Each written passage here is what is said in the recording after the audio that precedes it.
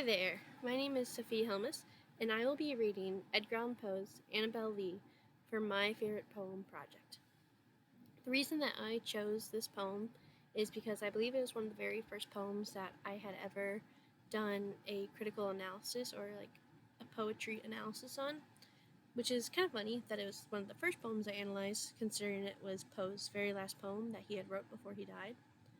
And the story is about two young lovers, one of which dies early on, the girl, Annabel Lee. And it just tells this sad, tragic love story of this young man longing for his woman that he once loved and wishing he could have her back, longing for her. My full connection with this poem is really, I just have always loved Edgar Allan Poe's work since I first had read this poem. I have quite a few memorabilia or things related to Edgar Allan Poe around my room, such as I have this little raven plush right here that's alongside for this project, and then I have other few things that I'll show up on the screen, such as a little candle that I use more so for decoration, not for actual lighting. That's a little raven. Then I always have some Halloween decorations around, kind of like this trick or treat sign of the raven. And then, cutting back to me, I have a little black cat. Well, he's a tuxedo cat, but I always have loved a bit of the, not necessarily edgier side, but I always like things that are often misunderstood. And that's why I always really liked Edgar Allan Poe's work, is I feel like sometimes he was seen as a misunderstood individual in his time. And I actually had gone down to his house, or I believe it was his apartment or house in Philadelphia for my birthday one year. I think when I turned 17, I just really wanted to go down there because we were visiting my sister at the time, and we said we could go visit the Edgar Allan Poe Museum, or his house. And it was just really cool getting to learn some history that I had never known about him before. And I've just continued to love his work. I even, as I've grown older and I have started collecting manga recently, I recently found that there's a collection of some of Edgar Allan Poe's short stories and the like in a manga. And for those that might not know what manga is Japanese comic books. And so here's just a little look at what that looks like.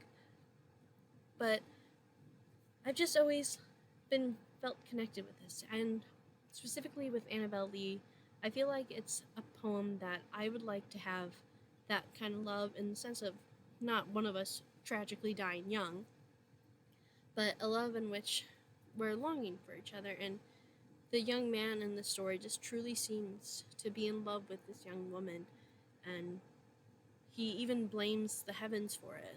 One of my favorite lines, which you'll hear soon, is, "The angel's not half so happy in heaven when envying her and me." And I think that alone line, it gives me chills, because it's like you have such a powerful love that God himself and the angels above envied you and wanted to separate you. And I find that just to be so tragically beautiful. I just love this poem overall, and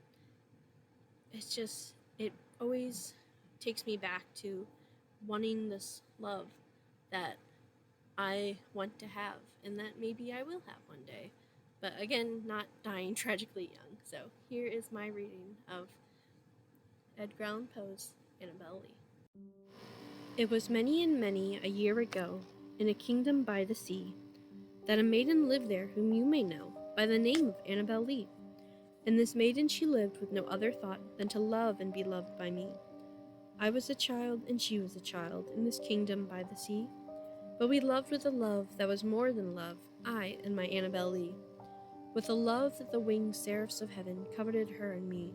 And this was the reason that long ago, in this kingdom by the sea, a wind blew out of a cloud, chilling my beautiful Annabel Lee, so that her high-born kinsman came and bore her away from me, to shut her up in her sepulchre in this kingdom by the sea.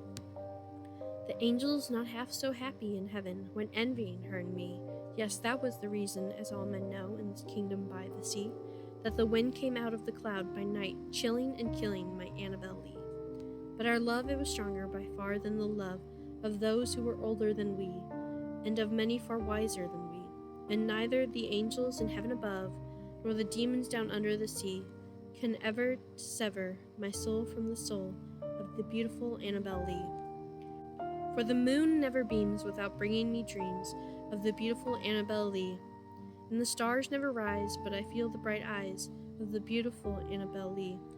And so all the night tide I lie down by the side of my darling, my life and my bride, in the sepulchre there by the sea, in her tomb by the sounding sea.